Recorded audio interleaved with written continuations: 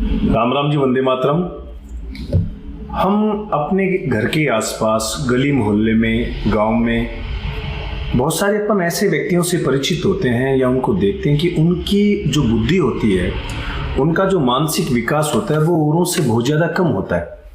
अवस्था के हिसाब से हम देखते हैं कि वो या तो बचपन से ही वैसे होते हैं या कुछ समय बाद में वो औरों से ज़्यादा कम सोचते हैं, कम बोलते हैं। उनका दिमाग भी उतना काम नहीं करता जितना हर एक व्यक्ति का उम्र के हिसाब से होना चाहिए। ज्यादातर हम गांव में, गली मोहल्ले में ऐसे व्यक्तियों को देखते हैं तो लोग उनका उपहास उड़ाते हैं। कोई उनको पागल की श्रेणी में डाल देता है अपनी सोच के अकॉर्डिंग, और कोई उनको किसी प्रकार से शब्दों से उसका अपमान करना या उसको किसी चीज पर टॉर्चर करना। क्योंकि ऐसे व्यक्ति होते हैं वो किसी न किसी चीज से क्षुब्ध होते रहते हैं।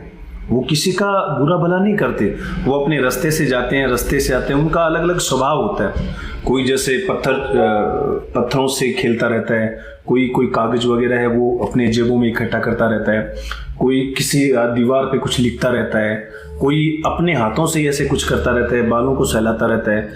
कपड़े उनके उस प्रकार से होते हैं, कपड़े एक है फिर भी वो जानबूझ के अपने ऊपर कपड़े लादते रहते हैं। पसीने गर्मी में बहुत सारे ऐसे होते हैं क्योंकि उनको अपने दिमाग के विकास से बिल्कुल वो अनभिज्ञ होते हैं। उनका मन बहुत साफ होता है, वो कभी किसी का बुरा नहीं चाहते, अपने काम से काम में मतलब रखते हैं। काम वो कुछ नहीं करते, लेकिन हमें उनसे थोड़ा सा अलग प्रकार का एक रिलेशन हमें बनाना पड़ता है, लेकिन हम वो नहीं बना पाते।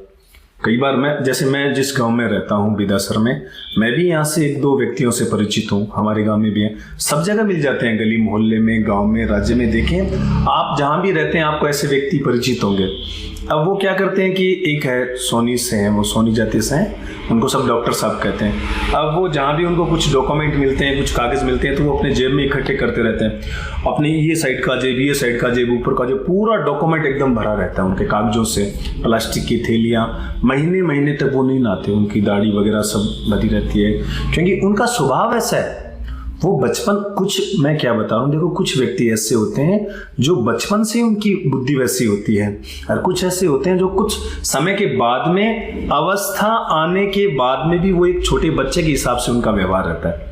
वो कुछ नहीं जानते, वो हर चीज में कुछ न कुछ ऐसे खुरोते रहते हैं। हम क्या करते हैं, उनका उपहास उड़ाते हैं, या उनको पागल की श्रेणी में कहते हैं या उनका उपहास उड़ाते रहते हैं। वो एक उनके व्यवहार में हमें देखने को मिला कि एक ऐसी बात होती है जिन बातों से वो चिढ़ते हैं। वो हम क्या करते हैं कि वही बात उनके सामने दोहराते रहते हैं, या उसी प्रकार का व्यवहार उनसे हम बार बार करते हैं ताकि उनको गुस्सा आए। और हमें अच्छा लगता है कि यार इस व्यक्ति को गुस्सा आए, ताकि कुछ बड़बड़ाए या कुछ ऐसा शब्द बोले किसी एक व्यक्ति के प्रति, हम वो बात उनको कहेंगे, या वो पत्थर फेंके या कुछ अलग प्रकार से व्यवहार करके वहां से वो चला जाए।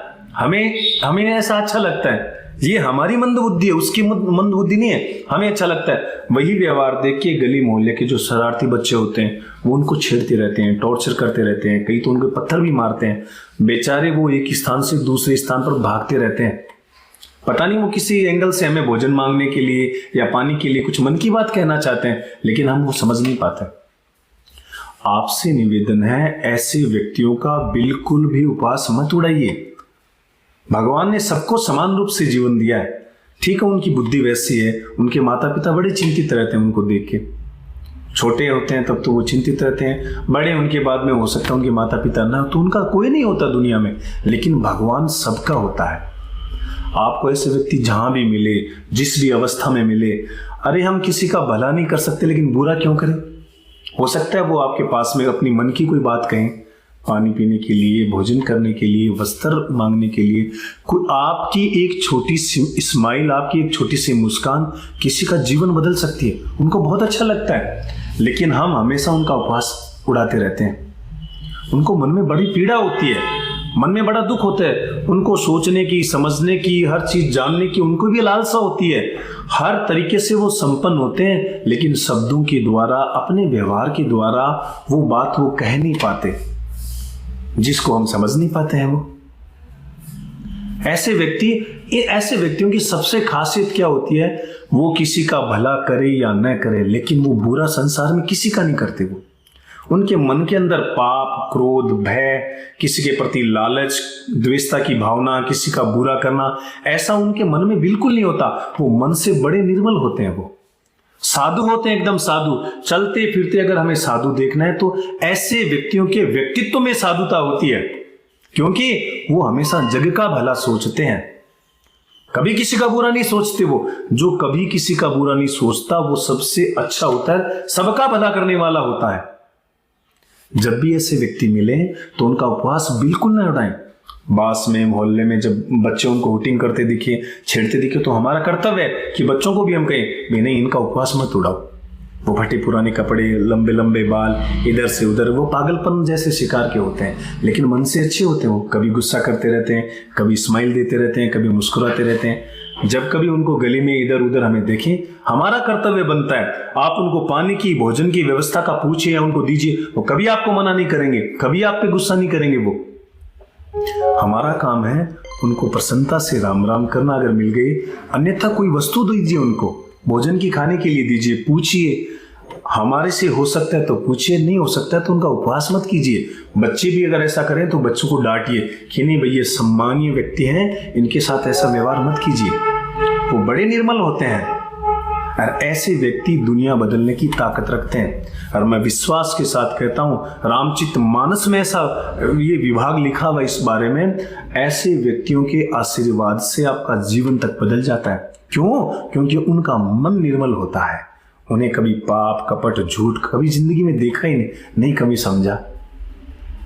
मैं कहीं भी जाता हूं, मैं तो भाग्यशाली समझता हूं ऐसे व्यक्ति कहीं भी जहां भी मेरे को मिलते हैं, तो मेरा पूरा कोशिश रहता है उनके सम्मान में या तो मन से झुकूं या कुछ ऐसी वस्तु दूं जिनका वो पदार्थ को पीस के या उन भोजन को खास के वो उनका कभी कुछ नहीं कर सकते, क्योंकि हम इस बात को कभी जानते सब हैं लेकिन व्यवहार में नहीं लाते। ऐसे व्यक्ति जहां भी मिले इनका सम्मान करें। मेरे पास कई बार दुकान में ऐसे डॉक्टर साहब, सब उनको बोलते हैं, वो कई बार आते हैं, हमेशा मेरी दुकान पे आते हैं, राम राम करके जाते हैं और चले जाते हैं। अच्छा लगता है हमें। मैं जहां भी जाता हूं, ये मेरी बात नहीं, हम सबकी बात है। इस जीवन, मनुष्य जीवन सबको समान रूप से जीने का अधिकार है। हमारे मन में तो कपट, लोभ, लालच, गलत विचार, गलत भावनाएं हो सकती है, लेकिन उनका तो मन एकदम निर्मल है। वो तो जानते नहीं क्या पाप होता है, क्या अच्छा होता है, क्या बुरा होता है। माता पिता होते हैं ना, उनको पता होता है कि मेरे बच्चे में क्या घटनाएं घट रही है। उनका मन बड़ा दुखी होता है जब ऐसे बच्चे किसी के होते हैं, तो माता पिता को बहुत चिंता होती है कि मेरे बच्चे का कैसे विकास होगा, कौन इसकी देखभाल करेगा। जब तक मैं हूं तब तक तो इसकी देखभाल होगी, मेरे जाने के बाद में कैसा क्या होगा। लेकिन भगवान सबकी सेवा भगवान करते हैं। मैं उन माता पिता से भी कहता हूं, आप तनिक भी माता चिंता न करें। उन पिता से भी कहता हूं, बिल्कुल चिंता न करें। भगवान सबकी व्यवस्था करते हैं, किसी न किसी रूप में आके वो हमें सबलता, हमें प्रेरणा, हमें हिम्मत बताते हैं। हिम्मत के साथ हम जीवन जीते हैं। आप सभी से यही निवेदन है, जब भी ऐसे कभी व्यक्तियों से मिले, कहीं आपसे ऐसा परिचित हो ऐसा व्यक्ति, तो उनका सम्मान कीजिए, उनका उपहास मत उड़ाइए। हमारा उद्देश्य यही है कि हर प्रकार के टॉपिक पे, हर प्रकार की विचारधारा को आपके सामने रखें। आपको ये विचारधारा अच्छी लगे तो इस विचार को एक साझा कीजिए, शेयर के द्वारा मुहिम आगे बढ़ाइए।